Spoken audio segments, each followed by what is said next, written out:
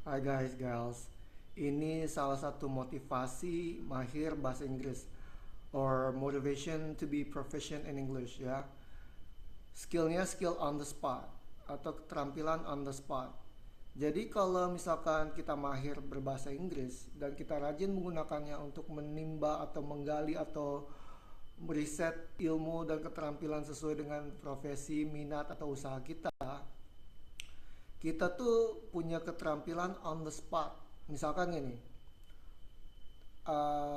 kita dapat kabar bahwa atau iklan bahwa dengan sekian juta rupiah Anda bisa untung setiap bulan sekian X rupiah di atas 50% keuntungan. Kalau kita rajin baca soal prinsip-prinsip ekonomi, manajemen dan lain sebagainya itu, kita udah tahu atau investasi, kita udah tahu bahwa untung 10% itu udah ideal banget gitu, udah bagus banget untuk sebagian besar usaha gitu loh. Jadi kalau ada yang menjanjikan 50% keuntungan, tapi kita nggak usah ngapa-ngapain gitu ya, cuma ngasih duit doang, ya udah siap-siap go bye-bye sama duitnya gitu ya. Karena ya kalau duitnya kita nggak pantau atau kita nggak suruh kerja sendiri duitnya, kemungkinan besar ya cuma dihabisin orang aja, dibawa lari gitu.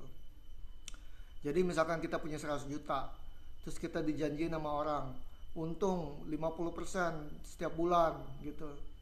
Ya udah mendingan lari aja deh. Mendingan 100 juta itu daripada didepositoin, mendingan dibeliin 5 motor. 5 motor itu disuruh ngojek semua gitu loh. Kalau satu motor bisa dapat 50.000 keuntungan setiap harinya, kali 5 motor itu 250.000 kan setiap harinya, kali 30 hari gitu. Nah itu jauh lebih cepet kan, lebih lebih terjamin. Tapi ya semua punya resiko. Cuman resikonya kita nggak nyerahin duit 100 juta ke orang tanpa tanpa kita yang memiliki sesuatu gitu loh, pegangan. Jadi 100 juta itu kita punya 5 motor gitu. Daripada kita cuma 100 juta kita serahin ke orang, terus ya resikonya juga kita tanggung kan, orangnya bisa kabur atau apa. Kalau kita punya motor 5 limanya kan ada sertifikatnya, ada surat STNK-nya gitu loh. Terus udah gitu apa lagi ya, kemampuan on the spot, kemampuan on the spot untuk melihat kebohongan.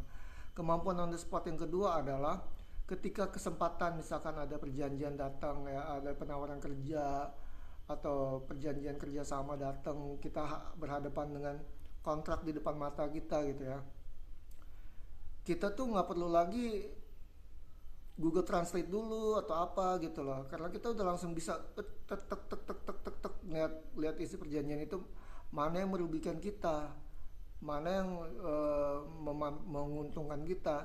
Jadi kita langsung bisa lihat apa ya, ketidakadilan di dalam perjanjian itu on the spot, karena mahir berbahasa Inggris, karena rajin baca, karena rajin nonton podcast, karena rajin gali ilmu gitu. Karena buku itu berisi, jadi gini loh, buku itu umumnya ditulis sama orang-orang yang udah berpengalaman 10 tahun, 20 tahun, 30 tahun, 40 tahun, berikut dengan segala apa ya, pengalaman yang menguntungkan maupun kesalahan-kesalahan yang dialami oleh penulis buku itu. Jadi pengalaman 40 tahun itu bisa kita serap dalam 8 jam. 8 jam kalau misalkan kita dengerin audiobook ya, 2 jam sehari. Nah, lu bayangin aja tuh, 40 tahun pengalaman profesional disarikan dalam satu buku yang kita bisa serap dalam 8 jam. Tapi ya tentu kita perlu dengerin audiobook itu 2 3 kali, 4 kali gitu. Supaya benar-benar ngelotok, karena kadang-kadang ada hidden gemsnya di dalam situ. Jadi ya banyak banget lah keuntungan mahir bahasa Inggris kalau kalau nggak punya usaha ya, nggak punya aset yang cuan tiap hari, masih UMR, apalagi kalau masih UMR, apalagi kalau masih terikat sistem kontrak yang levelnya di UMR. Ya kalau bisa jajan 10.000 sehari itu kan sama dengan 3.650.000 setahun. 10.000 sehari memperkaya orang lain atau 10.000 sehari memperkaya diri sendiri, pilihannya itu.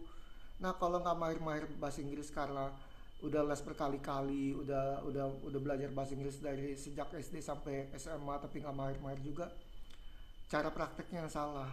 Karena kurang praktek berkualitas, udah gitu aja tiap hari 2 jam sehari baca buku, mengarang, menulis, ngobrol secara berkualitas, akan mahir lama-lama. Coba deh sebulan lakukan itu sambil rajin buka kamus, lihat deh perbedaannya.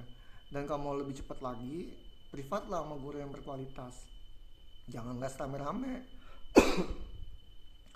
Bayarlah 3,5 juta rupiah ke gurunya untuk privat sebulan, lihat aja hasilnya nanti sendiri, apakah menjadi lebih berdaya, lebih mampu untuk menyerap ilmu dan keterampilan lainnya dengan bahasa Inggris atau enggak. Kalau iya ya lanjutin sendiri, atau ya bayar lagi kalau misalkan memang harus 2 bulan gitu. Cuman kalau disuruh berbulan-bulan, 3 bulan, 4 bulan, aduh itu kayaknya nggak memberdayakan deh. Apalagi kalau udah pernah belajar bahasa Inggris 6 tahun di sekolah, udah les berkali-kali, ya udahlah nggak usah banyak-banyak lagi lah. Privat sebulan lebih. Kalau sama saya privatnya tuh antara 8 sampai 40 sesi. 8 sesi itu udah tahu caranya.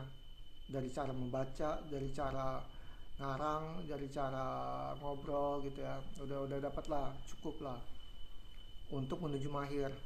Nah, kalau misalkan masih di basic atau intermediate, itu mungkin 20 sesi gitu ya, biar lebih mantap. Karena 20 sesi itu ngebangun kebiasaan, itu aja fungsinya. Karena setelah privat tuh harus tetap melakukan prakteknya sendiri sesuai dengan jam pelajaran yang dibiasakan waktu privat. Kalau 40 sesi itu sengaja buat ngincar beasiswa atau ngincar suatu pekerjaan idaman di perusahaan tertentu. Tapi kalaupun nggak dapat perusahaan itu, masih banyak perusahaan yang lain gitu loh. Dan nggak rugi karena kita tiap hari belajar ilmu dan keterampilan dengan menggunakan bahasa Inggris.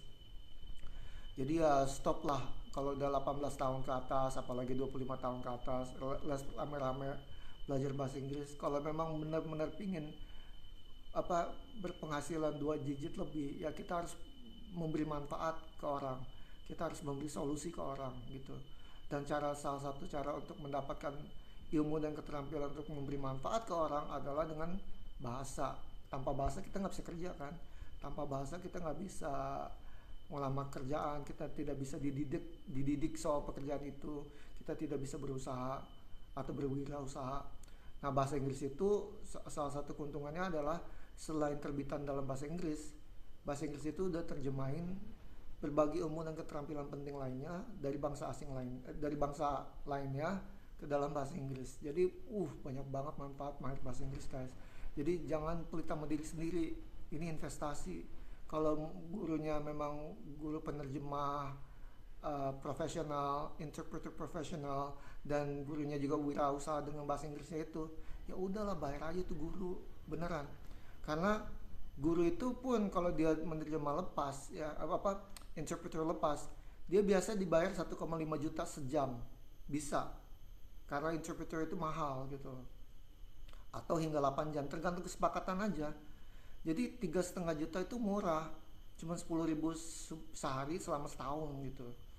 Daripada dikasih ke orang lain, mendingan dipakai buat beli gerobak gitu, belajar bikin bakso, somai, soto ayam, atau digunain untuk belajar akuntansi dari guru yang memang berprofesi sebagai akuntan publik gitu, atau belajar dari guru bahasa Inggris yang memang penerjemah freelance profesional, interpreter freelance profesional, sama wirausaha sendiri gitu.